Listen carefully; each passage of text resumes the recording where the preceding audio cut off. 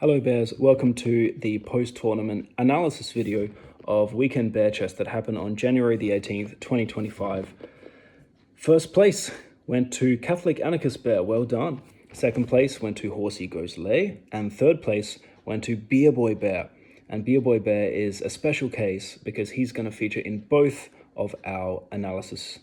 So well done BeerBoyBear. Other bears of notoriety who joined this tournament were Ice Hockey Bear, who didn't have the best tournament, but he's got good spirit. Breakwater Bear, Happy Wolf Bear, Rad Nomad Bear, myself, and some others. Myself, I am Montenegro Bear. On Blitz Chess, I'm rated 2,200, which is 20,000 in the world, which isn't that much. It just means I've wasted that much of my life playing this ridiculous game, but I can give a good analysis.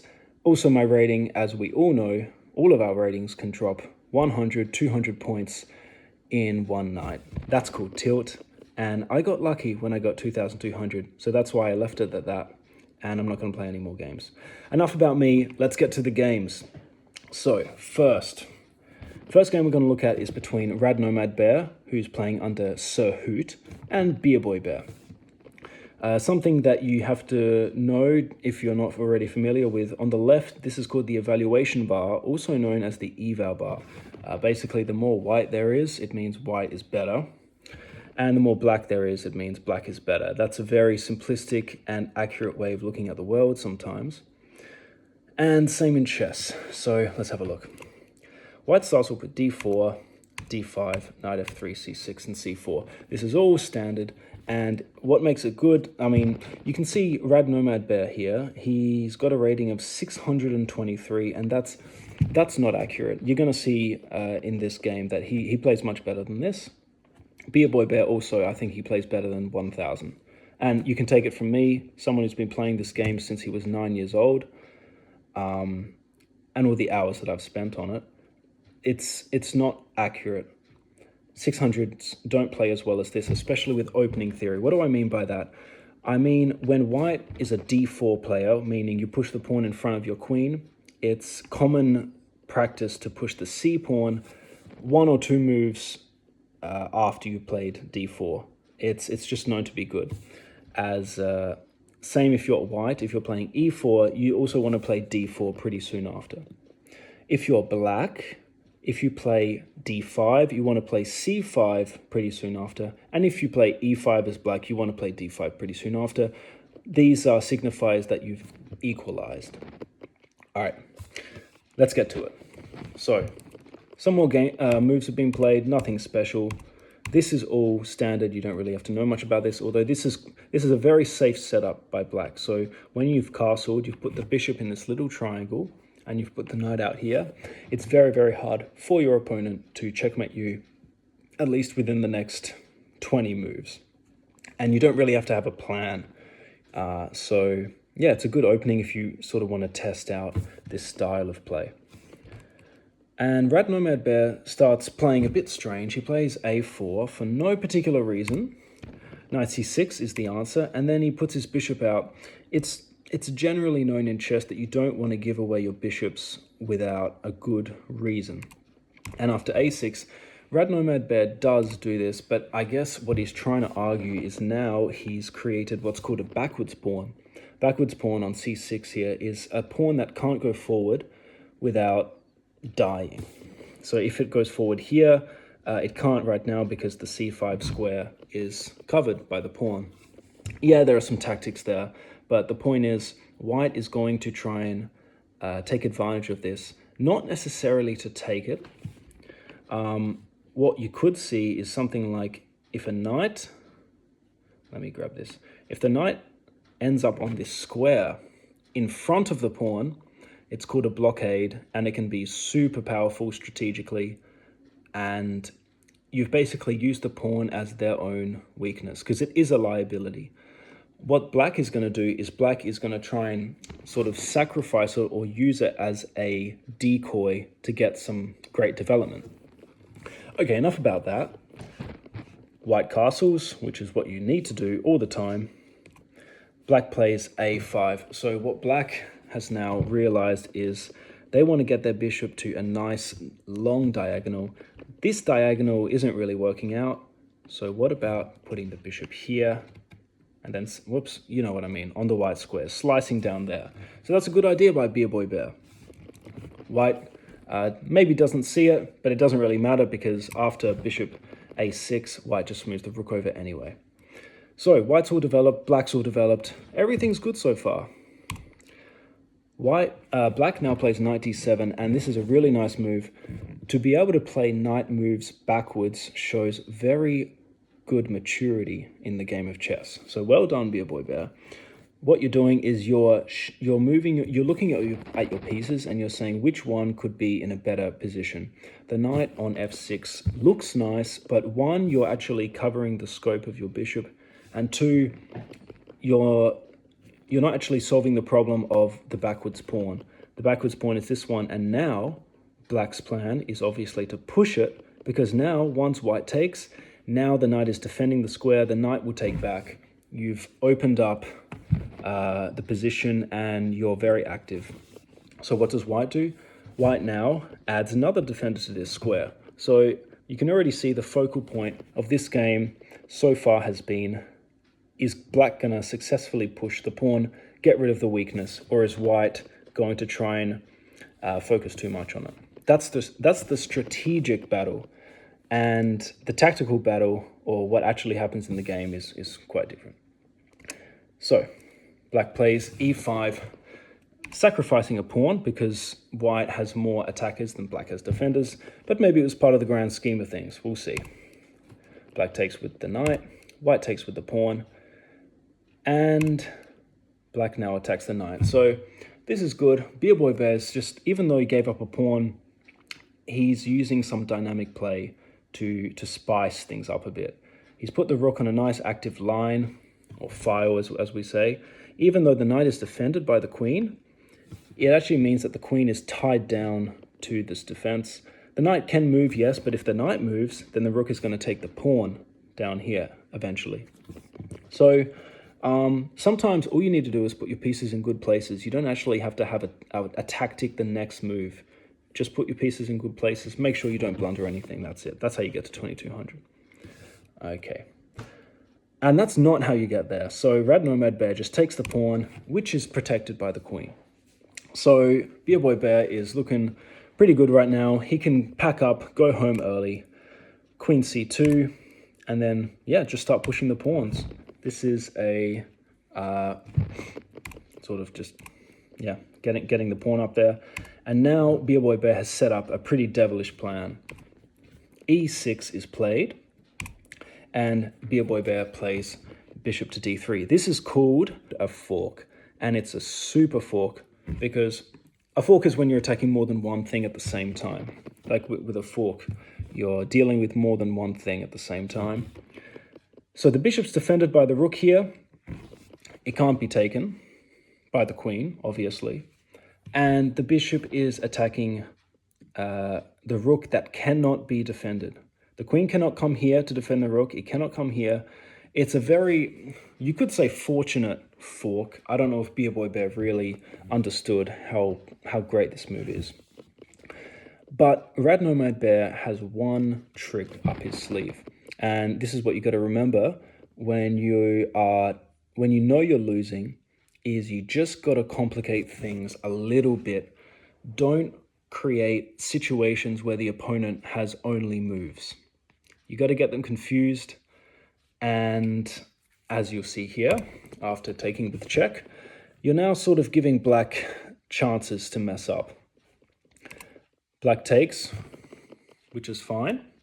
And now knight check, which is lucky. It's lucky that Red Nomad Bear has a knight check. But black just comes back. And now the checks have stopped.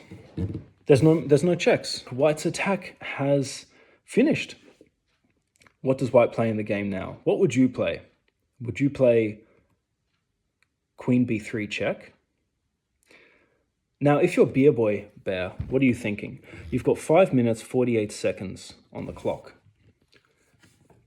Do you take the free queen, or do you move the king and blunder checkmate?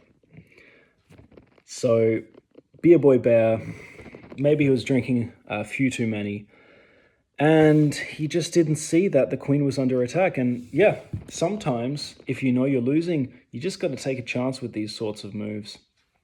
And you might as well give it a try.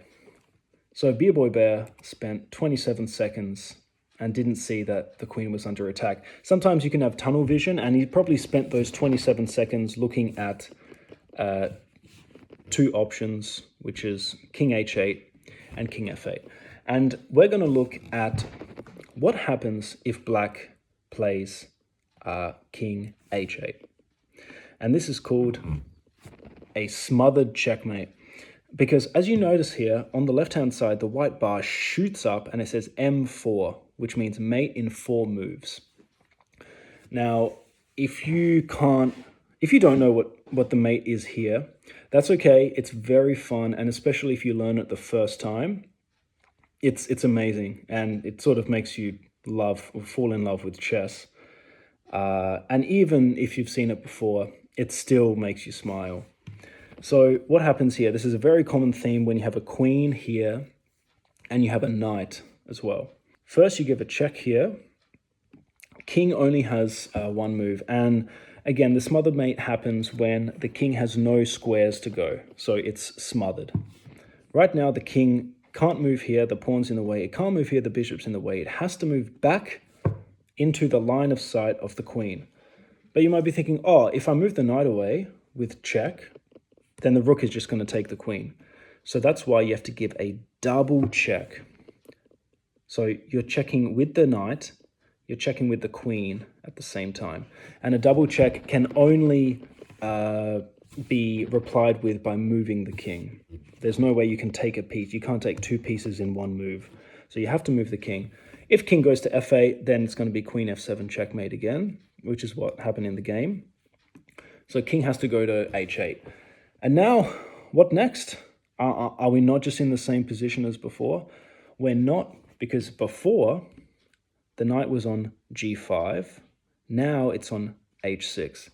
And this is a very good exercise to calculate mate in 2. There we go.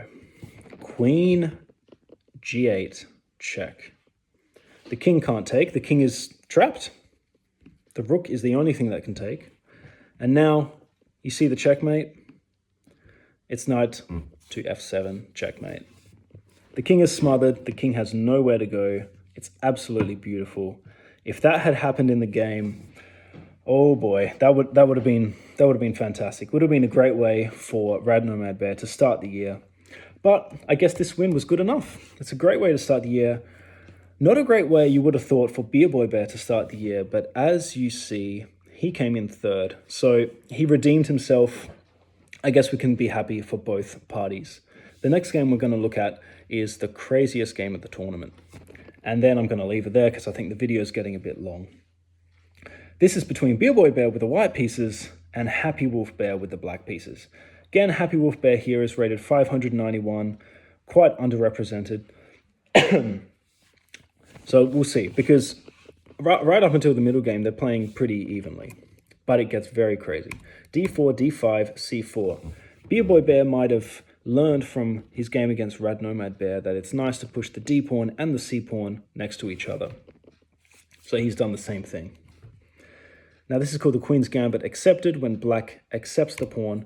Even though black has given up the central control, in hypermodern theory, you give center control to the opponent, you play on the flanks, and you try to get them to overextend, and then you chip them away from the sides, basically.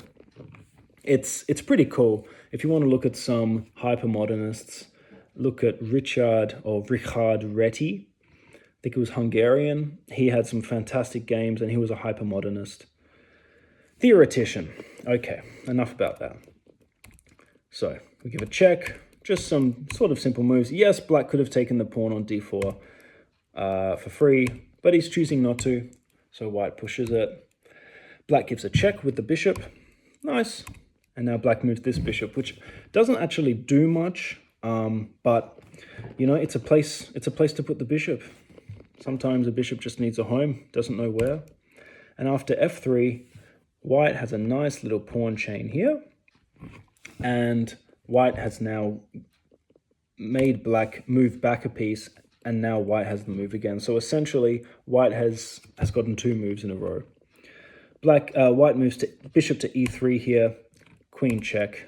White plays g3 and queen comes back. So you could say that black is gifting some moves. You could say that white is gifting some moves to white, because as soon as black makes a move, white pushes a pawn, attacks the piece. When that piece has to move back, white has the chance to develop again.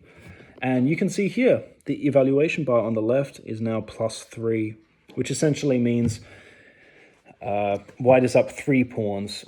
It's very decisive, essentially. The game's almost over, if not for so many variables in the position. So, white castles, this is okay. Black develops the knight. Now white develops the knight. And during this game, you're going to see the eval bar go up and down a lot. Right now, what was with that move? Why did that move suck? After knight h3, well, black plays the right move. Happy Wolf Bear plays the right move. And what is this doing? Well, this is attacking the rook and the bishop at the same time. It's a fork. Like we saw in the previous game, this is a different type of fork. And there's no way to save both pieces at the same time. What the computer wants here is you defend the bishop, actually, and you let black take the rook, and then you just lose eventually, but this is how the computer would play. Instead, white does bishop to e2, attacks the queen. There's also attacking the bishop behind it, defending the rook, because now the rooks are connected, they're seeing each other. And maybe white's thinking, oh, this is great, I'm just going to win a bishop here. Maybe they haven't realized that black can take this bishop with check for free. Does black take the bishop with check for free? Of course not. Black doesn't see it. When black took that pawn, they were probably only looking at the pawn itself. And this happens very commonly. No need to beat up Happy Wolf Bear about it. It happens. So now I've drawn an arrow here for knight to f2 because this is something else. But basically, I'll finish this game relatively quickly. White takes the bishop, and black just develops the knight. Can white take the queen for free? Yes, white can take the queen for free, but white decides to move the knight back. So could we say that BeerBoyBear is just being a very good sport? Perhaps we could, but no one will ever know. Now, Happy Wolf Bear castles. The queen right now has no moves. The black queen can't come out. Everything is defended. BeerBoyBear tries to force the issue and tries to trap the queen with the bishop, forgetting that the bishop has no defenders, and Happy Wolf Bear takes the bishop. BeerBoyBear, amazingly, is still favored by the computer. But after white takes the pawn here, black can take the bishop again with check. So this is the second time that black could have taken the bishop with check. Does Happy Wolf Bear do it? No. And that's quite common. If you don't see something once, you're probably not going to see it again the second time. Now white takes it, but now after 3 times, you give Happy Wolf Bear 3 chances, they're going to get it. So finally, we can say, well done, Happy Wolf Bear. Now you're back in the driver's seat. The computer says you're essentially winning, but it's still a bit complicated. Push the pawn, push the pawn. Now what black needs to do here is take the rook after white recaptures. Just take the knight, because when you played a6 to attack the knight, white tried to throw in an in-between move. But this in-between move, again, in terms of tempo, when you give a check, the opponent has to deal with the check. When they deal with the check, it's then your move. So you've gained a tempo by giving a check, then you can take the knight. Think about, like, BeerBoyBear was trying to be slick with an in-between move, but forgot about the tempo gaining checks. Anyway, black plays rook d7, and now you can take and move the knight. So white can move the knight here and just realize that things aren't going very well. But white doesn't move the knight, right? White develops the rook. Now finally black takes the knight. So I'll be rooting for Happy Wolf Bear here. I'll be rooting for him that he got his queen out of trouble. Yes, he's missed the capture of a few pieces. He missed capturing the bishop for 2 moves. I think he missed capturing this knight for 1 or 2 moves. So we're sort of rooting for the underdog here. But let's see if BeerBoyBear is going to survive. Brings the knight out, attacks this bishop here. And Happy Wolf Bear puts the bishop on e1, which can be taken 2 different ways for free. And what can BeerBoyBear do here but give the knight back? All right, so BeerBoyBear is so winning right now. And what does BeerBoyBear play? Takes the bishop, takes the pawn, gives up the bishop, but is still winning. It's still +3. So the computer says it's great. From a human point of view, it's quite difficult. And now Happy Wolf Bear is probably panicking a bit. Something you might not have noticed, something I probably should have mentioned earlier, is the time situation. Happy Wolf Bear has 1 minute and 40 seconds left to finish the game. BeerBoyBear has 4.5 minutes. That might have been the result. That might have been why Happy Wolf Bear panicked here. Yes, it was 13 seconds between moving. You might have realized the knight was hanging after 13 seconds, but Happy Wolf Bear, as you'll see here, tends to stress a bit under time pressure. So h5, you just got to do something, right? You got 1.5 minutes left. You just got to push the pawns. That's what Happy Wolf Bear is thinking. Now BeerBoyBear just wants to trade pieces. And when your opponent is low on time, if you do want to be dirty and flag your opponent, it's not noble. We all know it's not noble to flag your opponent, but if you got to do it, you don't want to give them obvious moves. And if you're just trading pieces, it's obvious for them to take back. And the less pieces there are, the less they have to think about. So this is very important advice. When you want to flag, when you want to win some speed chess games, keep the pieces on the board. It's very important. Let them try to lose themselves in all the confusion and all the variations. If you offer them a piece, so BeerBoyBear here could have played lots of moves that would have made Happy Wolf Bear think. He played one move that is basically Happy Wolf Bear saying, oh, I'm just quickly going to take this. Okay. Rook to h6 is nice, gets the rook activated. But now that BeerBoyBear pushes d6, we've reached a very interesting position. And this is essentially the position which I wanted to talk about completely. So white's pawns are somewhat stuck right now. Black is up a piece. As you can see, black has a knight. Black has a very central queen here. The rook is a bit offside though. But right now, the black king is a little bit more exposed than the white king. The white king is quite safe. We're going to see what happens. Black plays rook f6.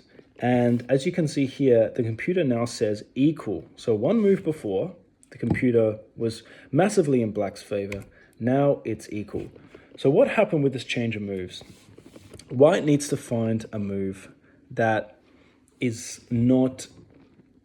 It's not a one move thing, but it's a threat. It's a scary looking move, and it's queen to c6. So this is what white has to find. And what you're essentially threatening is checkmate. If queen comes here, so let's say black plays this move, this is checkmate, the king is stuck, and this is also checkmate, so the king is stuck. So if white played this, how do you stop checkmate? There are 2 moves. One of them is much more obvious than the other. I'll give you guys time to try and find 1 or 2 of the moves. So amazing if you find both moves. If you find one of the moves, very, very good. So remember, only 2 moves. Otherwise, you're basically sacrificing material and you're going to be losing. So how do you stop checkmate? Well, the move that we're going to look at is queen to a7. If you saw queen to a7, very good. The other move was queen to f3. And the point is, after queen a6, the queen comes back on this diagonal. But I think from a human point of view, queen a7 is just a bit more sane. And now you think, well, white's attack is stuck. What is white going to do? The pawns are blockaded. Now the rook is going to join the action, and eventually black will untangle. So white has to play rook to c1. And what's the point here? The point is, if black plays something like this, now the evaluation shoots up for white because white has this amazing queen takes knight, and then you push the pawn, because now that you move the rook here just a couple moves ago, the rook is defending the pawn push. So that's where you're thinking a couple moves ahead. This was never going to happen in this game, though. What did happen was quite a time scramble, and it's very fun to watch. So let's just enjoy. Let's sit back and enjoy what happens. BearBoyBear attacks the queen. Logical, but now it's completely losing if black just plays some quick checks. First check, success. Well done, Happy Wolf Bear. Yes, you have to move the rook back because the king is stuck on the first rank. And now you attack the queen. It's okay. Again, the computer is saying it's equal because the computer wants white to move up here and sort of try the same thing again. But like I said, that's never going to happen here. So that's a rook for free. BearBoyBear, maybe he's toying with Happy Wolf Bear. Maybe he thinks that he can win it.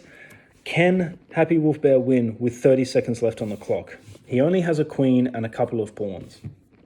And BearBoyBear and Happy Wolf Bear has the initiative. So BearBoyBear brings the queen back, and now it's essentially checkmate in a few moves. What you have to do is you have to give a check. The king only has one move, and then you move the rook here. The queen has nowhere to move. The queen will be taken the next turn. So in these positions, when you're low on time, you just sometimes got to give checks, and eventually things will work out. You got to give checks. You got to connect your pieces so that they help each other, and you try to find some skewers and some pins. It sounds easier than it actually is. So what does Happy Wolf Bear play in this position? Happy Wolf Bear plays this. Now, no, you cannot take the queen. White cannot take the queen because the queen is actually pinned to the king. But what white can do is take the rook. So unfortunately, Happy Wolf Bear just lost the rook for free. He's really struggling with 20 seconds left. Still, the computer says he's completely winning, but from a human perspective, it's just not going to happen. Look at this, 9 seconds to play knight c5. It's really struggling. And what does BearBoyBear do here? BearBoyBear should not be proud of himself here. He plays d7 check, and this is just... He knows he's going to win on time, and he plays a move that just takes more time off the clock, makes Happy Wolf Bear grab the mouse, move the piece back. So BearBoyBear knows he's lost here, practically, but just makes black make these extra moves anyway. And after queen to c2, Happy Wolf Bear runs out of time. So yeah, you could say BearBoyBear was a bit dirty here, but I would beg to differ. I would say that Happy Wolf Bear should not be spending 9 seconds a move right near the end. If you're gonna, you'd rather lose playing in a blaze of glory rather than losing on time in a completely winning position. Psychologically, it just kills you. So next time, let's all root for Happy Wolf Bear to have a better tournament next time, to play a bit faster. So, well done, BearBoyBear, with that win. He also beat Catholic Anarchist Bear, if I'm not mistaken, and that moved him up to 3rd place. So well done. And that's going to be it for these 2 analysis videos. We might do one later on with tactics from this tournament. But 2 interesting games. Hope you learned some things. See you next time.